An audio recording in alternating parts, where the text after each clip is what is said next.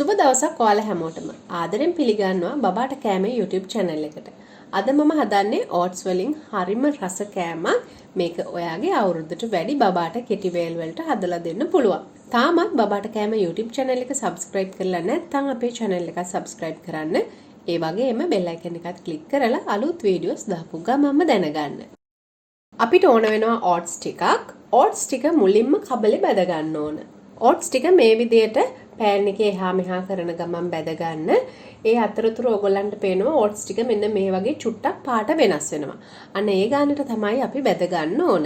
මේ විදියට පාට වෙනස් වෙලා oats වලින් හොඳ සුවඳක් එද්දී ඔයගොල්ලන්ට පුළුවන් ලිප off කරගන්න. බැදගත් oats ටික පොඩි වෙලාවක් නිවෙන්න තියලා අපිට පුළුවන් මේක පිටි කරගන්න. මේ තියෙන්නේ මේ විදියට පිටි කරගත්ත oats ටික මේක හොඳට කුඩු කරගන්න අපිට පුළුවන් හොඳ powder එකක් වෙන්න. දැන් මම මේ oats powder එකට ගාගත්තු පොල් එකතු කරගන්නවා. ඒ වගේම සීනි ටිකක් එකතු කරගන්නවා. සීනි එකතු කරගන්න අකමැති අයට පුළුවන් මේකට පැණි, හකුරු, ඒ වගේම රටඉඳි සිරප් මේ වගේ දේවල් එකතු කරගන්න.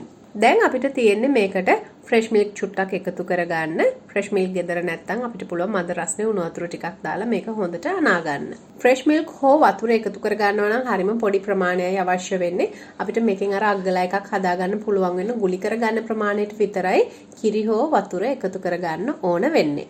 දැන් අපිට තියෙන්නේ මේකෙන් ඔගොල්ලෝ කැමති ප්‍රමාණය අග්ගලා හදාගන්න. ඉතින් ඔගොල්ලෝ දකින්න ඇති මේක හරිම ලේසියෙන් අඩු වෙලාවකදී හදාගන්න පුළුවන් කෑම එකක්.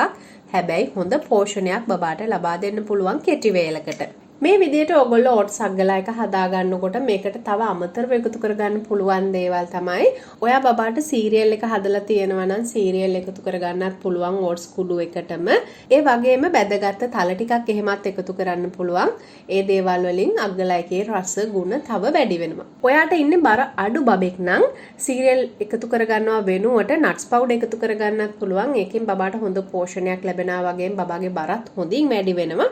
ඉතින් බර අඩු බබෙක්ට මේ වගේ අග්ගලා එකක් හදා ගන්නවා නම් oats එක්ක nuts powder ටිකක් එහෙම එකතු කරලා බබාට හදලා දෙන්න. එහෙනම් අපි අලුත් වීඩියෝ එකකදී ආයෙත් දවසක හම්බ වෙමු. හැමෝටම සුබ දවසක්.